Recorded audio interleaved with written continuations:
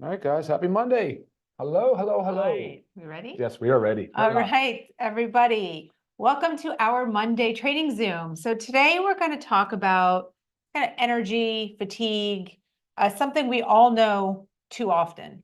Like it's an imbalance, right? You might be saying all the time, why am I so tired? You hear people saying all the time, gosh, I'm so tired. And then we just kind of brush it off. Like this is like a normal part of the process. This is a normal part of aging, right? As we age, we start to lose energy. We feel tired. We need to take naps. We need to have more caffeinated beverages, something to keep us going. But really the signs of feeling tired all the time are a much bigger thing, right? Much more of like biological dysfunction, like something else is going on that we need to address. So we talk a lot about, or, I mentioned a lot about root causes of things. Like you don't just want to Band-Aid a symptom of feeling. We want to figure out why. Why are we so tired all the time? It's a major question. So we're going to do a deep dive into that. And we have a lot of supplements up here that we're going to tie into it because it really is not about just giving that energy supplement, taking that energy supplement. It's about finding that balance. And again, the root cause of why we're so tired. And to start off, I think we'll talk about one of the main reasons why we're so tired stems back to our mitochondria. Yep. And you'll hear us talk about that often. Ryan always says, it's the powerhouse of our cells. And why does this happen? And that's where we're going to go. Why, Ryan? Yeah, metabolic dysfunction for sure. Why does it happen? Why? Yeah. What are we There's a doing? whole lot of reasons why. Most are within our control. Some are actually not, right? We're an industrialized nation for sure. And there's a lot of environmental exposures that we are put to test every day. For instance, you know how when you look around and you see somebody or you know that person that says, oh, these like the Energizer Bunny, he's 72 years old, young, and he just always moving, and you're like, man, I wish I could be like that. How do you act that way? We right? were just with one of those this weekend. Yeah. Our friend's father is 75 years old. I cannot believe how much energy, drive, motivation this man has. It's very cool. But so I want to give you an example of a firsthand account of how somebody turned it around big time. It's just like it's never too late to start saving money. It's never too late to start investing in your health and improving. What I think everybody's looking for is more energy. I think the fountain of youth concept is about energy. And so my mom, for an example, I don't know, 4 years ago, Lisa, maybe, she was really she was on a walker. She was actually on a walker, had to go up, bring her down, stayed with us for a little bit. she's 72 years old. 72 years of age. Was 68 years old. And leading right up to my dad when he died from a heart attack or cardiac stroke. She had no choice. We moved her down with us, and now this woman is the Energizer Bunny, and Amazing. It's quite amazing. She had incontinence, super like she had very, very severe osteoporosis, alcoholism was at play, sedentary lifestyle, really poor nutrition. And it was almost like, how could this be? At that time she was like 68, late 60s. And then the reversal is just astonishing. It's like nothing I could have ever imagined. I literally tell people it's like a spring chicken was just born, and she's 72 years old, learning pickleball. She's going to the gym every single day. She's out walking. She's totally independent. And we thought, no, we were actually looking for assisted living, even though we don't love that concept for society either. it's just challenging on all kinds of fronts. But yeah, all right. So I think the point of that story is that I've seen a firsthand account of what you can do with improving your nutrition, your outlook on life, but the pillars of health we always talk about. So you're managing multiple parts of your life. You're managing your nutrition, so food, which we'll talk about today because that's what food is for. Food is energy. We're going to talk about exercise, of course. We're going to talk about your stress management. We're going to talk about your socialization, getting out and about like my mom does all the time. It's crazy. And of course, we'll talk about sleep, and supplements. That's the last one, but probably the first on our list. But yeah. Right. So I mean, basically, like if our mitochondria are functioning optimally, our bodies are functioning optimally. So going back to the example of, my mother-in-law, her mitochondria were not functioning at all. And that's when health declines. That's when energy declines. That's when everything starts to go downhill. So we need to, all in all, doing these pillars of health that Ryan just mentioned really are supporting our mitochondria. So again, when they're functioning their best, so are we.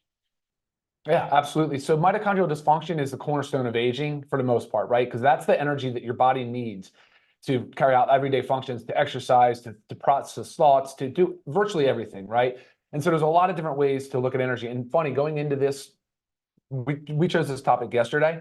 And so we've been spending time independently of just kind of researching and prepping our thoughts for this. I went down this really deep rabbit hole on energy in, energy out, whether or not a calorie is this, if 1 calorie is the same as the next calorie, the importance of food and nutrition. I was looking at the storage of like fat tissue because that's how we store our energy. I was looking at glycogen. So we decided that's probably not the best route to go for the conversation. We would be talking for hours. We could talk for hours. It gets lost on the point of the conversation is to identify, how do we get back our youth?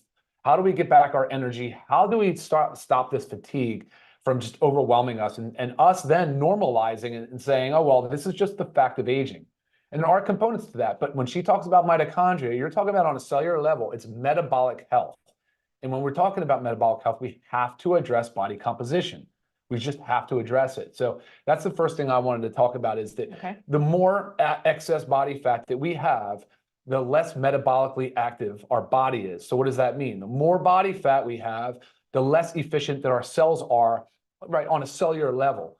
And when we use food and how we store fat, that when we don't have the proper lean muscle mass, that's the highest metabolically active tissue. So when we have more lean muscle mass, we know that we have to feed it more, in a sense, right? We have to nourish it. Like, there's a lot more nourishment that takes place, and you have to work hard on this tissue. But when you look at your brain and you look at your heart, your high energy demand centers, the quality of the food and the things we're putting in our body matter. And the same goes for dietary supplements. Remember, like Lisa will always tell you, the supplement is a supplement to a healthy diet. These are food-based ingredients. And so I will be blue to the face when I talk about nutrition, but then exercise, of course, is going to be a huge part for mitochondrial health. Right. But when he's talking about nutrition, let's just, circle with that, stay with that a little bit. Yeah.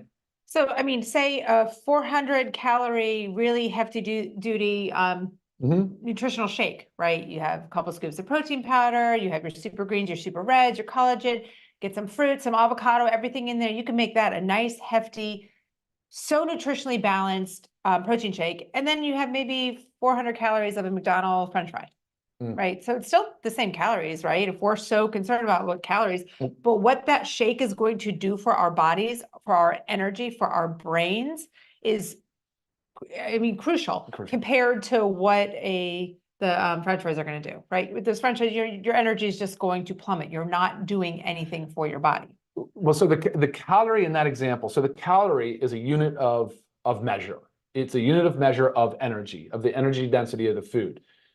That's where a calorie is equal, just in a unit of measure. But the source of the calorie is where things start to unravel. And that's where they're not equal. So that example is kind of perfect for that. The source of the calorie for what it can do for your metabolic health and how your body utilizes those nutrients is vastly different. And that's the importance that we want to drive home. Right, 100%. Sure. So food matters. Yeah. With that, I'm just going to tie into nutritional deficiencies before we jump into exercise, because we know that's a huge component. But also, with food, you hear me talk all the time about nutritional deficiencies, right? We need to eliminate those. We need to prevent those because we're not getting what we used to from our food. So, but when we have these nutritional deficiencies, again, our body is not working its best for us. That can easily, with proper diet and also the supplementation of our daily essentials pack, right? The men's and women's multivitamin, the magnesium, and the D3. That way we work together right there, check that off the list. We're eating healthy. We're taking our daily, what did I call it? Daily essentials pack, yeah. And right there, we're balancing that part, right? You have to take care of each part. Okay, so then a little bit to go with that, I just want to tie into factor 4 just because it's right here. Sure. But factor 4 because of the inflammation. When we are chronically inflamed, guys, we are not going to have energy. We are going to feel horrible. Okay, everything is also going to hurt. So you want to think about taking your factor 4 to keep that inflammation at bay, right? Again, Ryan says a lot, excuse me, Ryan says a lot about a little bit of inflammation is a good thing, right? It's a healthy thing. A lot is a bad thing. So we need to keep that that chronic inflammation at bay. So that takes care of right there. And then again, movement, daily movement. You might be in this vicious cycle of, I'm so tired, I can't exercise, but exercise is supposed to help me feel less tired. You got to break out of that. How do you start doing that? If you're not moving at all, guys, start with a 10-minute walk. Increase that the next day to 12 minutes. keep going up. It doesn't have to be some crazy high intensity workout, but you have got to move your body every single day. It is the biggest factor in being able to restore our mitochondria. Really, really, really important to get that body moving. Yeah, and again, going back to the body composition piece. So if you are exercising, you are improving your insulin sensitivity. And when we're looking at 50% in the United States anyway, 50% of people have prediabetes or type 2 diabetes. You're talking about a lot of people that have an insulin resistance or dysregulation. So exercise is a huge part of that. And I like that Lisa said, keep it simple. If you're sedentary now, if you just don't do anything, I would set a goal for walking 100 minutes a week. Or if you're ready to take it up a notch, you can do some resistance training 3 days a week for 30 minutes each day. It's just 90 minutes.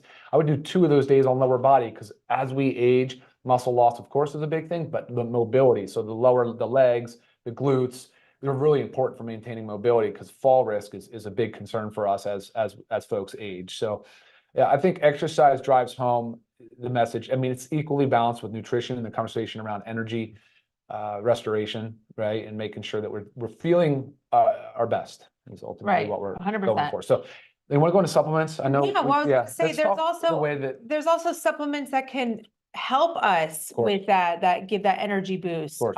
Now caffeinated beverages should not be something that we rely on, something that we like, oh my gosh, I need my 12 o'clock cup of coffee. And then now it's 2 o'clock and I'm starting to crash. I need another cup of coffee. Yep. Use them for that little boost that you need when you need it. And typically it's first thing in the morning, right? Get you going. I love my E3, love it. First thing in the morning before my workout. I love the way it makes me feel. I love the extra push and drive that it gives me in my workout. So that's when you want to utilize it. But I'm not looking at 2 o'clock in the afternoon. Oh boy, I'm going downhill. I need my E3. Those are signs that something's not working properly in our bodies, right? Same thing with coffee. I mean, coffee, I was just talking to Ryan about it this morning, like centuries ago, people weren't using coffee to just get that caffeine kick to keep us driving so we can not face plant falling asleep. It was like a ceremonial thing, right? It was something that was like celebrated. So I look forward to, especially I do this on the weekends, sitting down and enjoying my cup of coffee, embracing it, tasting all the flavors, not just trying to like get a cup of coffee in because we're, typically how everything goes is they will rush, here, chugging a cup of coffee. So use them as that nice little energy boost and not the health benefits of caffeine. Tons of health benefits, cognitive benefits. Now there's a study that shows the longer the caffeine content in the blood level, the serum level, the better it is for osteoporosis, the better it is for weight management. I mean, there's a lot of benefit of caffeine for sure as a psychotropic or like a psychoactive substance. Right. So in our products, we have the E3, which is caffeinated, right? The coffee, as well as our energy and focus patches, right? So kind of find which one you love best. I mean, with the energy and focus patches, you put the patch on for 8 hours and you kind of have that steady stream. It feels good. It is nice. But again, you don't want to necessarily need it and be reliant on it for your daily functions. We also have, before we go into our wonderful methylene blue, as we're tying in mitochondrial dysfunction, we also have our super reds. Dietary nitrates. Yeah, not caffeinated, but what it does to your body will help increase your energy. It does, yeah, through the dietary nitrate pathway, for sure. And there's a lot of benefit in all of those. So the caffeine, of course, we wouldn't like you to stop that by 11 a.m., but the benefits of coffee are profound. You need to be focused on clean coffee, organic coffee. That is exactly what the LiveGood coffee is, added with 6 adaptogenic mushrooms and some maca and some matcha green tea. And like she said on the E3, but it's a mind-muscle. There are a lot of mind-muscle ingredients in here, which means that there's a lot of things good for the brain that help the physical performance as well. So don't just limit this to a pre-workout would be my suggestion. Right. You can try it, and you can even alternate, maybe a coffee on one day, the E3 the next. I've been experimenting with that a little bit as well. So yeah, awesome.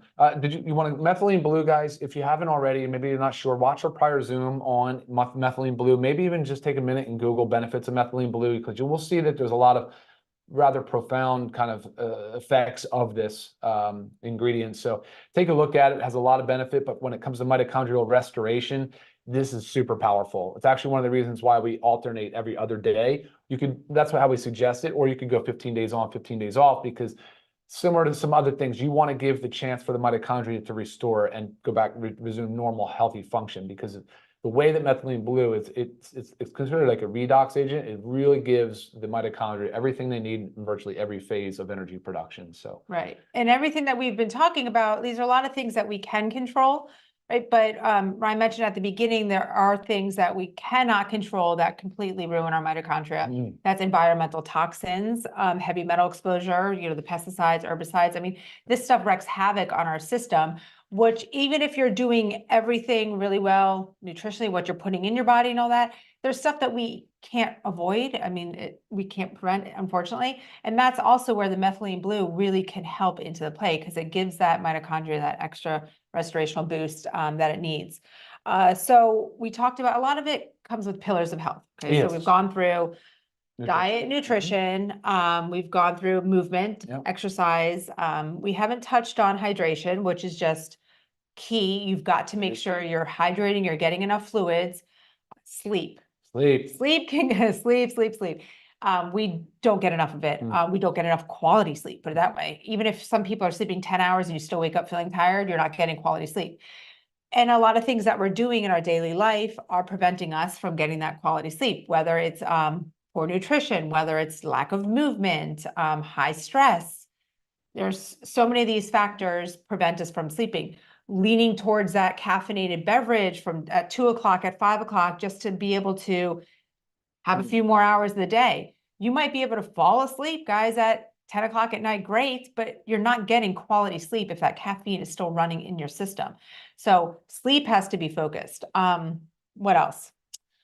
Kind of tied in the stress there. Yeah, I mean, look, if you're obsessing over things like stress, you're burning a lot of energy. So I think a lot of it is being aware of how you're spending your time, what you're burning your energy on. Right. Like if you're obsessing over like something like, is your daughter going to make the volleyball team?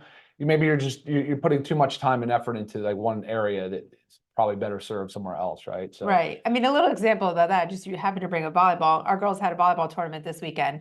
And it's high stress. There's a lot going on. Yeah. And one of the moms looked at me, she's like, I don't think I can take any more hours of this. I am exhausted. Like this intensity, the stress it was killing her. She was wiped out. So that's just a little fun example of it. But think about if that's happening in your daily life, you're chronically stressed like that. You are going to come home every day from work wiped out, exhausted, maybe not being able to make yourself that healthy meal, maybe not even being able to get your routine going so you get to bed on time. I mean, there's so many things that spiral. So when we talk about, health, it really is it's a functional medicine approach, right? It is encompassing everything. It's not just a Band-Aid approach. We got to figure out why we're chronically tired, why we feel fatigued, why we're low in energy, why can we not get ourselves to work out every day because we're so tired. You have to figure out why.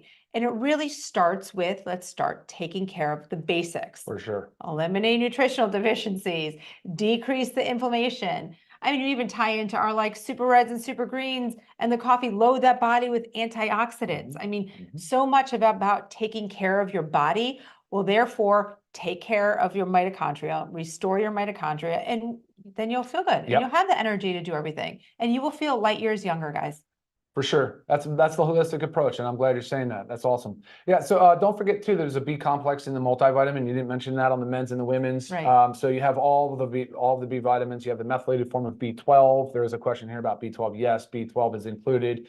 So that's one of the reasons why we say supplement earlier in the day with food. The vitamin D3 with K2 also now has been shown has a hormonal effect, but can really be involved in the energy cycle as well. But for sure, magnesium can. Absolutely. It's part of 300 chemical reactions in the body, but really there's a definite correlation between low magnesium and fatigue. So make sure that you're supplementing with your magnesium. That's incredibly important, like you said, on factor 4. And then the last thing I would say is like, how can you use all of these in one day? You can. You could go with a patch. You could do the patch early in the morning, right? Let it go. You can do a methylene blue every other day. You can start your day with the coffee or the E3. If you were to do both, that's okay. I mean, you're only talking about 125 in each, or 100. I mean, I do both because I take my E3 at 4:30 in the morning, and then I have my coffee. I meant coffee and E3. That's what I said, right? Oh, you said methylene blue. I did? I don't know, guys, did I? I'm gonna go back and check. I take my E3 at like 4:30 in the morning before my workout. And then at about 10 o'clock when I have a smoothie, I put a scoop of the coffee in because I love the combination. So it's well spaced out, and then that's it for my caffeine intake. I'm done for the day. So there is a way to get both in the earlier part of the day if you so desire. Yeah, yeah, and I think, look, as long as, as far as caffeine upper limits go, I mean, there's some research out there, but I would say up no more than 400 milligrams a day. It's probably a good thing. I would suggest staying under 200. Your body does build dependence and tolerance to it, so obviously that's an issue. But the super red, super greens, of course, any of the other supplements, collagen, protein, because protein is a huge part of it.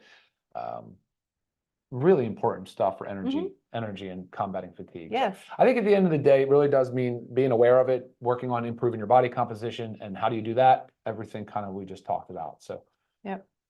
Yeah, awesome. Just want to mention too, guys, please go ahead and like and subscribe to our channel if you don't already. I know we have repeat listeners here every week. So make sure if you have not done that, that you go ahead and do that. That really helps us out.